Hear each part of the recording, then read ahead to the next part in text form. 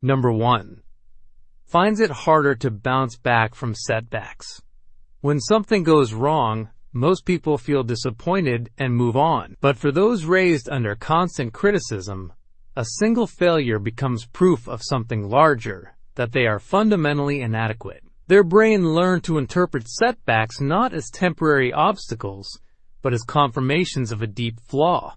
In psychology, this is called a negative internal working model, a core belief formed in childhood that treats not good enough as fact, not opinion. So failure doesn't feel like bad luck, it feels like the truth. Number 2. Avoids leadership roles or creative risks. Leadership and creativity both require visibility, decisions that might be wrong, putting yourself into the world for others to judge. But when your early experience taught you that being noticed meant being corrected, visibility becomes frightening. What's at work is learned helplessness, combined with fear of negative evaluation. When efforts were repeatedly met with criticism rather than encouragement, the brain learned that trying doesn't help and might make things worse. So they keep ideas to themselves, let others lead, and say no to opportunities that feel too exposing. Number 3. Struggles to form a stable identity. Children raised amid constant correction never get the space to discover who they are. Instead, they shape themselves around others' expectations, developing what psychologists call identity diffusion. Without positive mirroring in childhood, they never internalized a solid sense of worth. As adults, they adapt quickly to what others want, but struggle to answer basic questions about their own preferences. Number 4. Replicates patterns of criticism.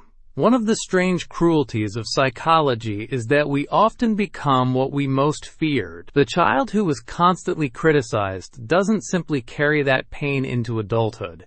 Sometimes they start to reproduce it, becoming harsh with themselves and others in ways that mirror what was done to them. They might find themselves snapping at their own children, or maintaining an internal voice that is relentlessly cruel. This is related to a phenomenon called identification with the aggressor, a defense mechanism where, to cope with feeling powerless, we internalize the critical voice and make it our own. Number 5. Reacts with heightened sensitivity to feedback. Even gentle criticism can feel like an attack, triggering intense emotional responses. This rejection sensitivity happens because their amygdala, which processes emotional danger, became overactive, while their ability to regulate reactions stayed underdeveloped. Feedback lands in a wound made long ago and never quite healed. What's worth holding on to is that these patterns were learned, and what was learned can, with patience, be gradually unlearned.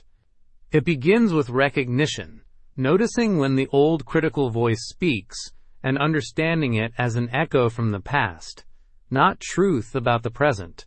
You can start by speaking to yourself as you would to a friend, with patience when you stumble, with encouragement when you try, and by surrounding yourself with people who offer what childhood didn't, consistent kindness and acceptance of imperfection. The work is slow, requiring you to grieve what you deserved but never received. But somewhere in that grief lies the possibility of becoming, finally, the gentle parent to yourself that you always needed.